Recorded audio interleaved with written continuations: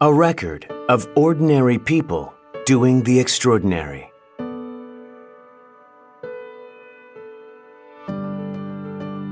The church where the laity brought in the faith. The church with steadfast faith that endured persecution. The church where faith grows.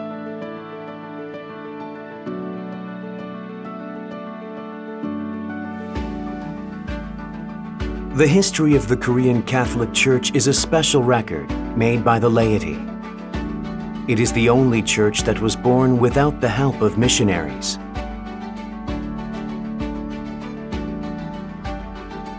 The 17th century Korea was the era of Joseon Dynasty, a Confucian society with a strict class structure. Inequality was the norm. Equal society was only a dream. One's class given at birth was impossible to change. However, if there is one thing that doesn't change, it is the fact that everything changes. Catholic literature came over from China and started circulating among the elite.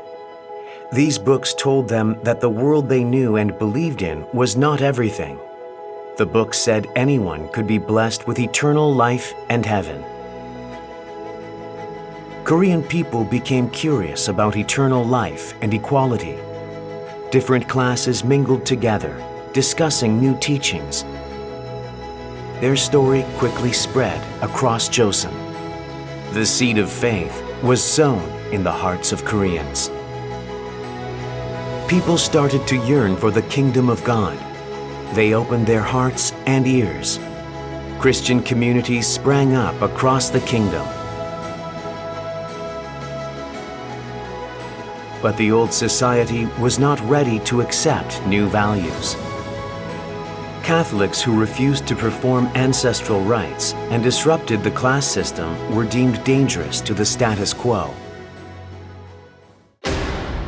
Joseon court started to track down Christians, terrorizing them with threats and torture.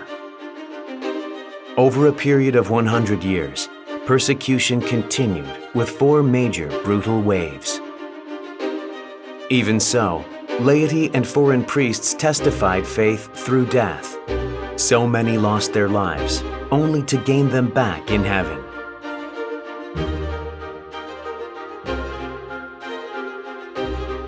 In 1836, 3 young Korean men left for China to study to become Korea's first priests.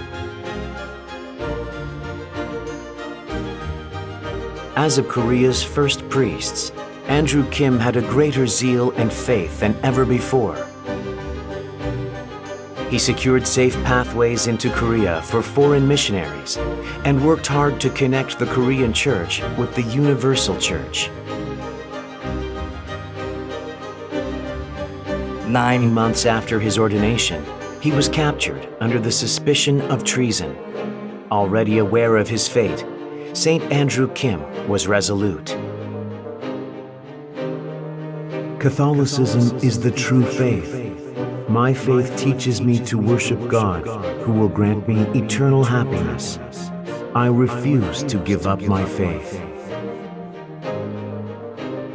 In September 1846, St. Andrew Kim, who endured torture and rejected apostasy, was executed.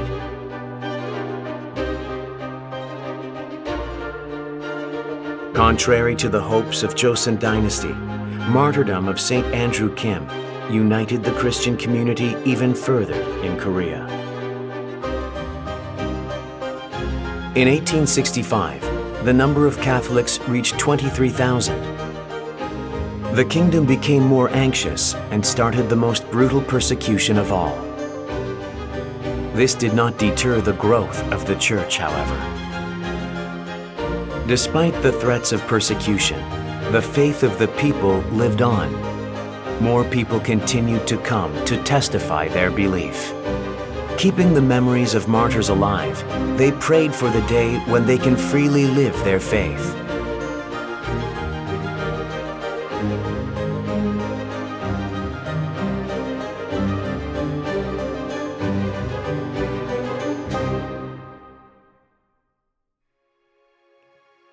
Korean Catholic Church, born from small Christian communities that needed help. Now it has grown into a church that offers help. Korean Catholic Church is part of the Universal Church. More than 5 million faithful serve the Church in her evangelization and development efforts for humanity. Evangelization through media has become more important in the modern era. Prego che questo anniversario della dichiarazione di Panmunjom possa portare a una nuova era di pace per tutti i coreani. E su tutti voi invoco l'abbondanza delle divine benedizioni. Responsibility of Catholic media apostolate also carries greater weight.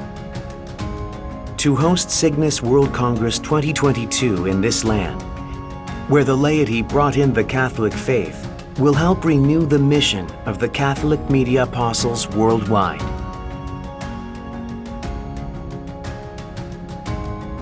Peace in the digital world. SIGNIS World Congress 2022.